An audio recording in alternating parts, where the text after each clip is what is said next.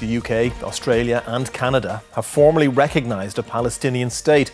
British Prime Minister Keir Starmer said the decision was being taken to revive hopes of peace and of a two-state solution. However, the announcement has drawn fierce criticism from the Israeli Prime Minister Benjamin Netanyahu, who said it was a reward for terrorism and vowed that there will be no Palestinian state.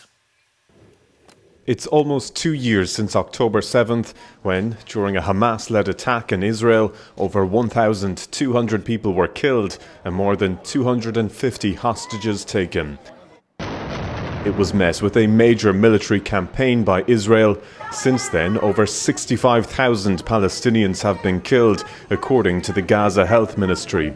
Last week, a United Nations Commission of Inquiry concluded that Israel is committing genocide. Today, the British Prime Minister reiterated his hopes of a two-state solution and announced that the UK now recognises the state of Palestine.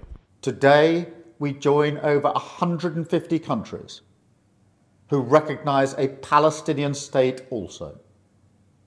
A pledge to the Palestinian and Israeli people that there can be a better future. This afternoon, both Canada and Australia also announced that they recognise a Palestinian state. The British Prime Minister Keir Starmer insisted that his decision was not a reward for Hamas and reiterated his call for a release of all hostages. Unsurprisingly, Israel has criticised the announcement.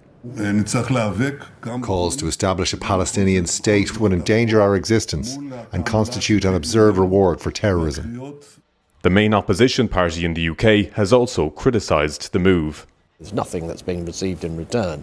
And when you ask the question, well, why has that happened? It's really the Prime Minister being dictated to by his cabinet and backbenchers, etc., and bobbing around like a cork on the tide. This is the first time that a number of G7 countries have formally recognised Palestinian statehood, and comes ahead of the United Nations General Assembly in New York next week. Tommy joins us now from London. And Tommy, what prompted Mr Starmer to make this move at this point in time, and how is it being received there? Well, Ray, there had been growing pressure from within the Labour Party for Keir Starmer to make this move. The Prime Minister also has people in his own cabinet, the likes of the Health Secretary Wes Streeting, who are in constituencies where there is strong support for pro-Gaza candidates. So this was becoming politically difficult for the Prime Minister.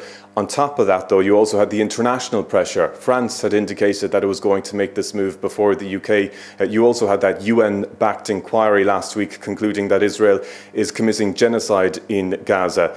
There is also public support for this. A YouGov poll this week indicated that 44% of people in Britain support recognition of a Palestinian state versus 18% that do not. Of course, the criticism, and you heard it there from the Conservatives, is that this move will make no practical difference on the ground in Gaza, they argue, and could be interpreted as rewarding Hamas. And Hamas has welcomed today's decision. The Prime Minister, though, arguing that this is all part of his efforts to try and achieve a two-state solution, and insisting too that Hamas can have no future role in the governance of Palestine. OK, Tommy in London, thank you.